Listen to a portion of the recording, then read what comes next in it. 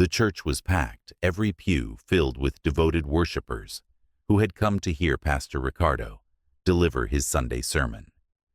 He stood tall at the altar, his voice steady, his hands resting on the worn edges of the pulpit.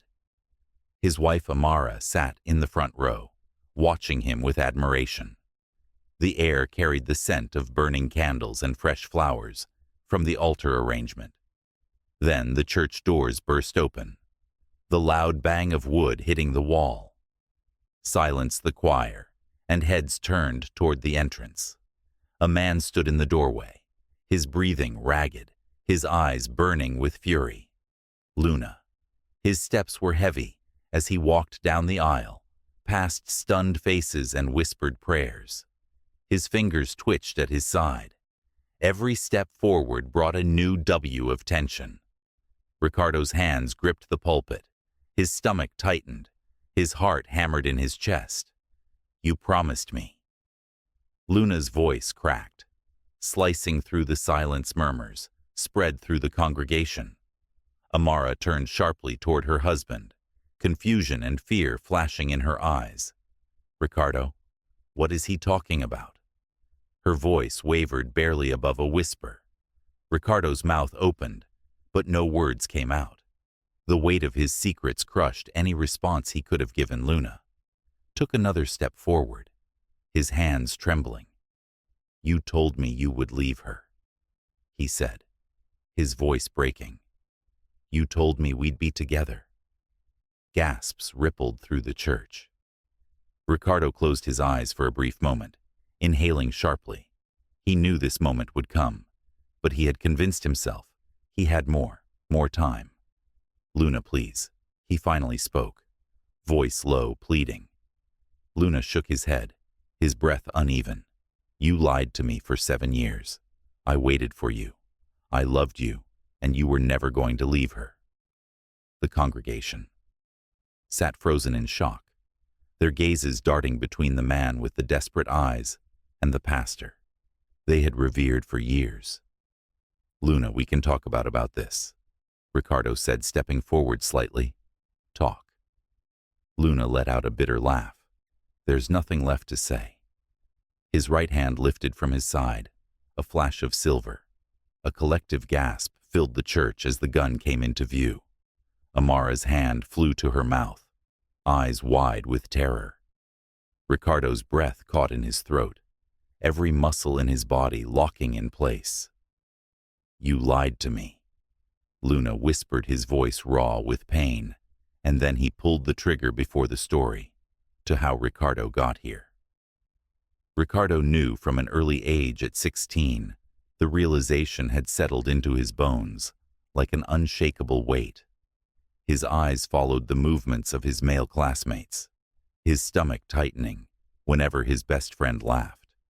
The warmth in his chest was undeniable, but so was the shame he had been raised to believe that love, real love, only looked one way, and what he felt did not belong. One night, after weeks of sleepless torment, he found the courage to tell his father. The man of God stared at him, silent, unreadable. The paw stretched Ed long enough for Ricardo's heart to pound against his ribs each second, a confirmation of his worst fear. Then, in a voice that left no room for argument, his father said, "We will pray that night." Ricardo knelt in the living room surrounded by his family, their hands pressing into his shoulders as they whispered about demons and temptation. His mother sobbed. His father's voice rang with urgency, demanding the spirits be cast out. Ricardo swallowed the lump in his throat, nodding when they asked if he felt lighter. But nothing changed. At 22, his father introduced him to Amara. She was beautiful, poised, and came from a family that carried weight in the church. "She will fix you." His father assured him. The words dug into Ricardo like hooks, dragging him toward a future he did not want, but one he convinced himself was necessary. A year later, he married her. He tried to live as expected. He stood at the pulpit every Sunday, held Amara's hand during service, and whispered prayers at night. He was a pillar of his community, a guiding force for his congregation. His words carried conviction. His presence commanded reverence. But in the quiet moments when he was alone, the truth clawed at him. No amount of prayer could change what was inside him. For years, he hid it. Then 7 years ago, he met Luna. Luna wasn't just another secret. He was different. They met at a religious conference, a gathering filled with scripture and devotion. A casual conversation turned into something deeper when their hands brushed. For the first time, Ricardo felt something he hadn't in years, an ache that felt right. Their first night together was electric, filled with whispered confessions and lingering touches. They stayed up until sunrise, talking about everything they had been too afraid to say to anyone else. Ricardo marveled at the way Luna listened, really listened to him for the first time. He felt truly seen. Ricardo spent some nights at Luna's apartment, where he felt at peace, unlike at home, where he performed the role of a devoted husband. Luna's place was a sanctuary. They cooked together, watched old films, and lay in each other's arms, wrapped in a love that felt real. Each night he left the hollow emptiness, followed him back home. Luna made him feel whole, like no one ever had, but time chipped away at the fantasy. The more Ricardo stayed, the harder it was to leave. He let his guard down in Luna's apartment, relishing the warmth of a life he could never fully claim. He would glance at the clock, dreading the moment he had to return to his wife, to his pulpit, to his lie. Luna wanted more. "I can't keep being a secret," he told Ricardo one night, frustration simmering in his voice. "I need more than stolen hours." Ricardo hesitated. "I love you, Luna. I just then prove it." But Ricardo never did. The stolen moments weren't enough anymore. Luna watched as Ricardo slipped through his fingers, week after week, year after year, and with every unfulfilled promise the resentment built. The final straw came when Ricardo forgot their anniversary, the night that should have mattered most. Luna's patience snapped that night as Ricardo slept beside Amara. Luna sat alone in his apartment staring at the phone, his fingers hovering over the screen. The anger, the betrayal, and the years of waiting crushed him all at once. Luna called Ricardo. "You lied again, Luna. I just need more time, number. No more time." "I waited long enough." Luna hung up, his hands shaking. The rage had settled in thick and unforgiving. The next Sunday he walked into that church, and this time he wasn't leaving without answers. The sanctuary was filled with familiar voices, a chorus of devotion echoing through the high ceilings. Ricardo stood at the pulpit, delivering his sermon with the same practiced authority.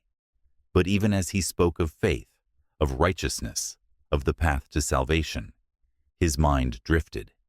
He could feel it. Luna's presence, a burning weight at the back of the room. Ricardo's throat tightened.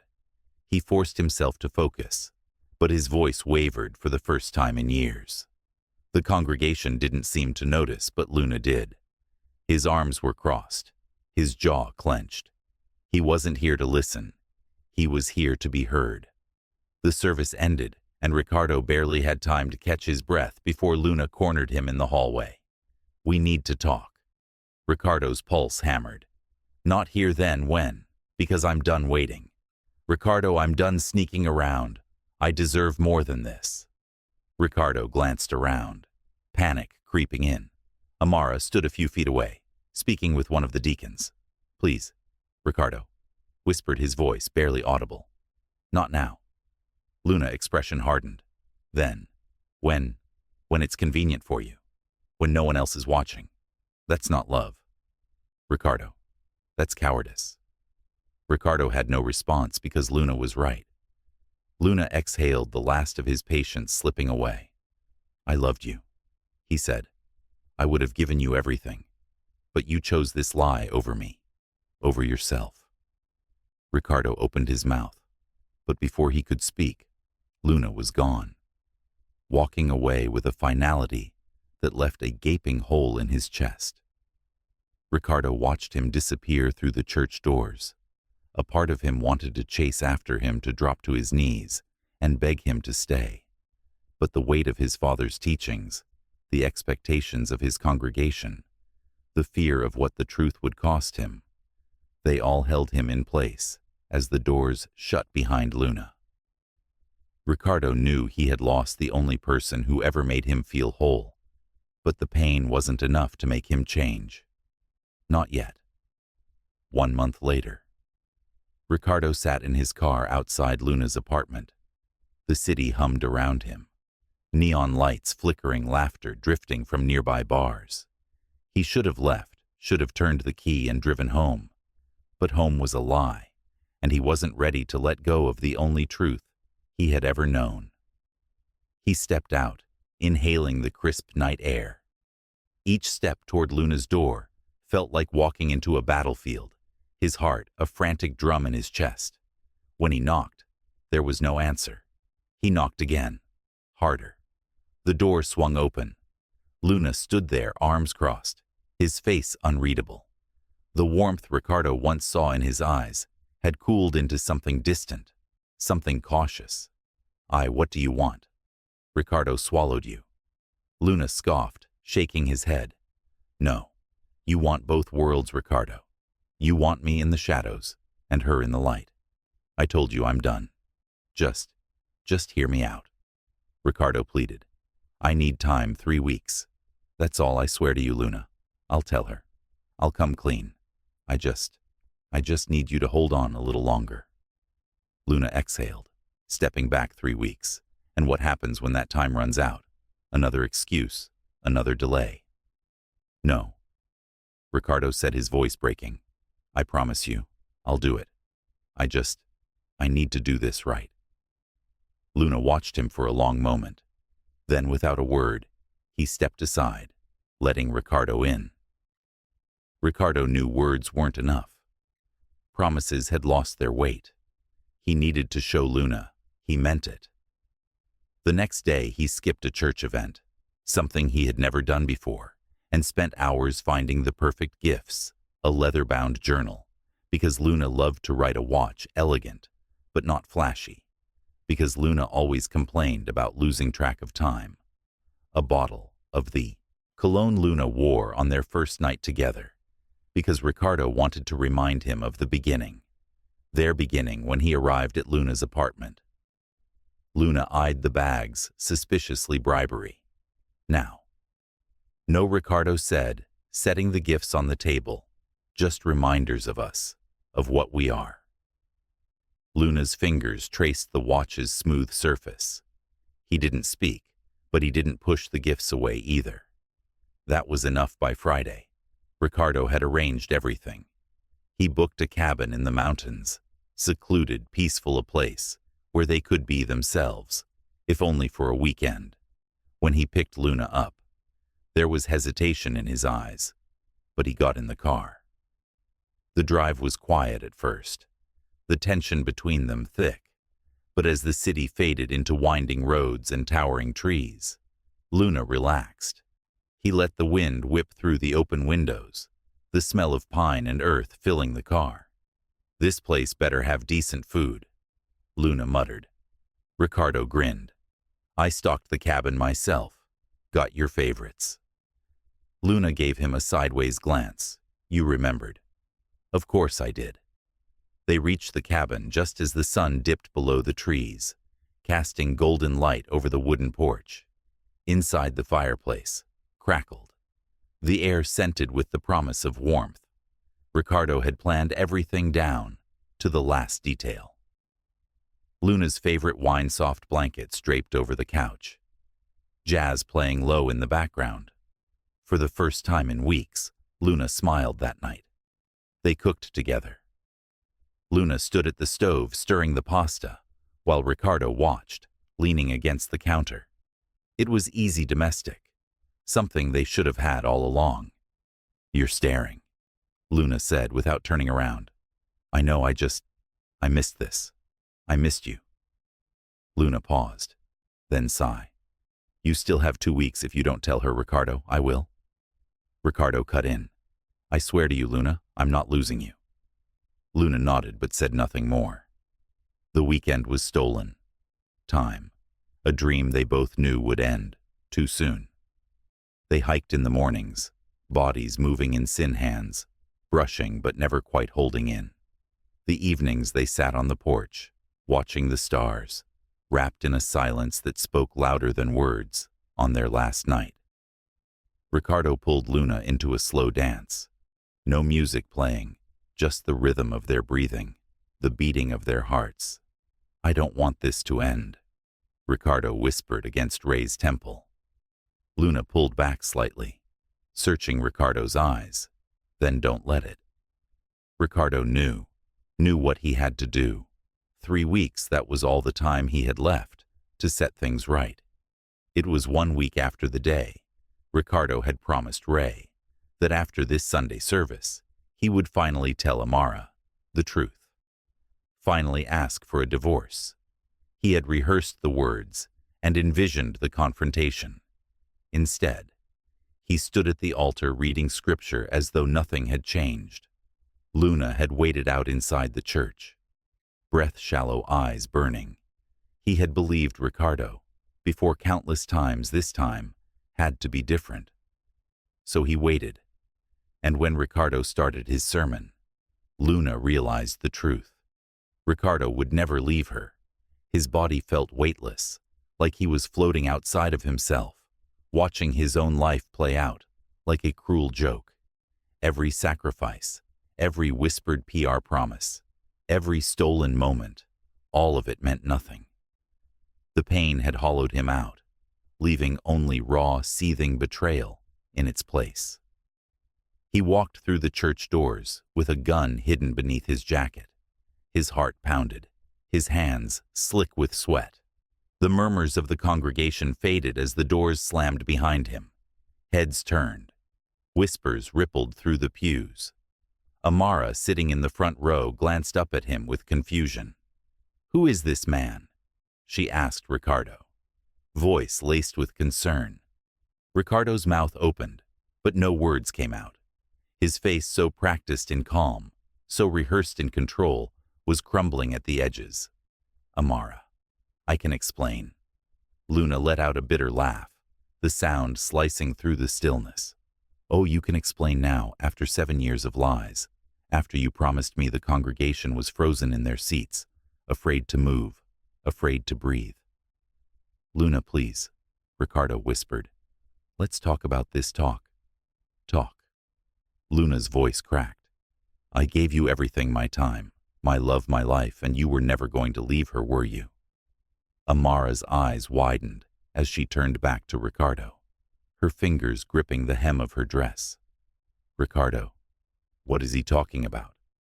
Ricardo took a step forward, but Luna lifted the gun. Gasps filled the sanctuary.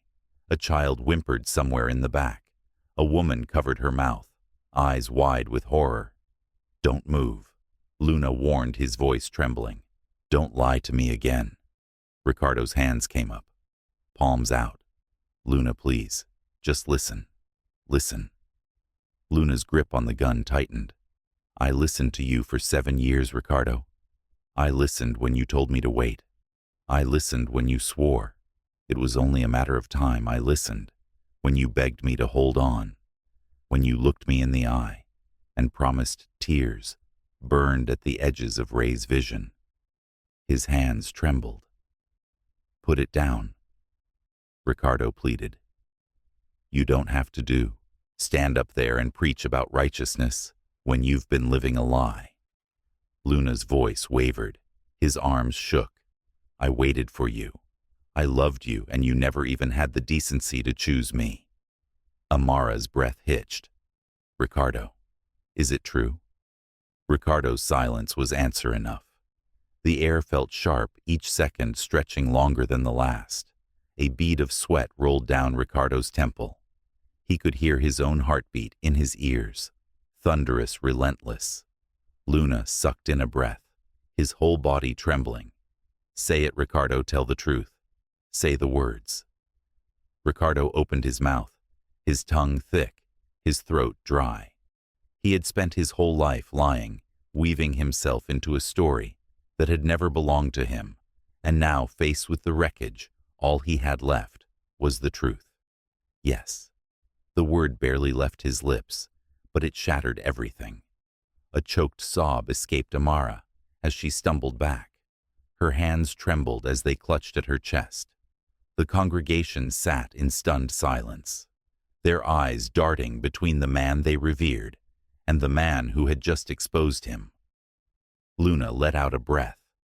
His grip on the gun, faltering his rage, had carried him this far.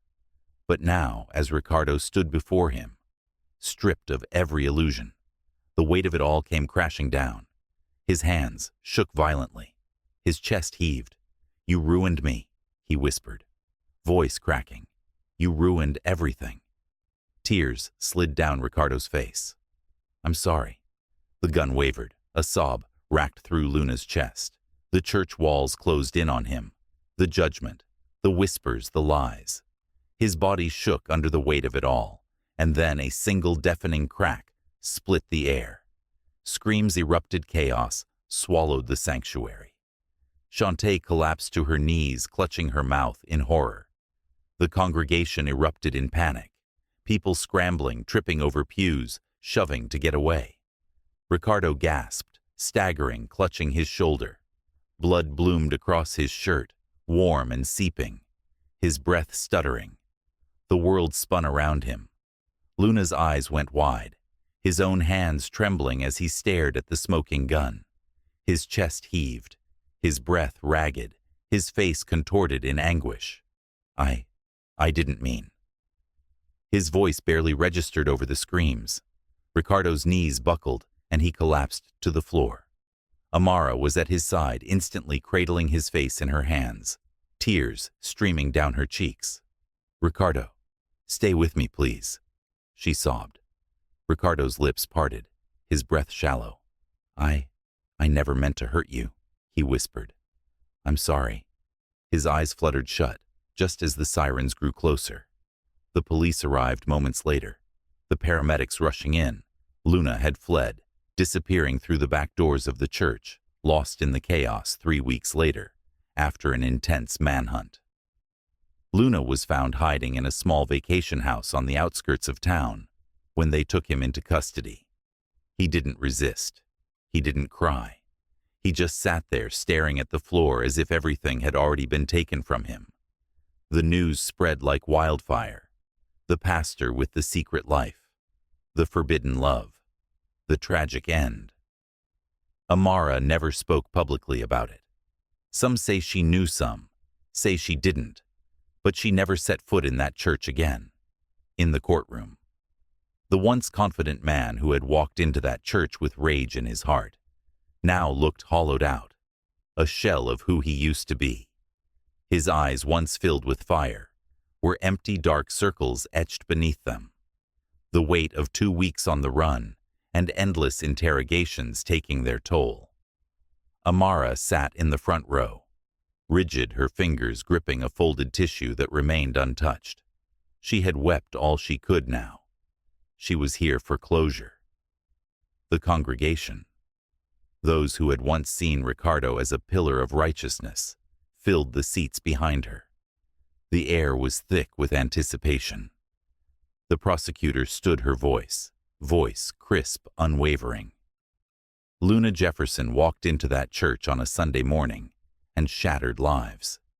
He pulled the trigger without hesitation, aiming at a man he once claimed to love. His actions were deliberate, premeditated. Today we seek justice for Ricardo Coleman and for every person who trusted and believed in him. Luna barely reacted. He had heard it all before. The testimonies, the witnesses recalling the chaos, the panic, the blood pooling beneath Ricardo's trembling form, the way Amara had sobbed, begging him to hold on. He had replayed it in his mind, over and over, and still he wasn't sure how it had come to this. His defense attorney attempted to humanize him, to remind the jury that love could drive a man to madness. Thanks for watching True Crime Cases.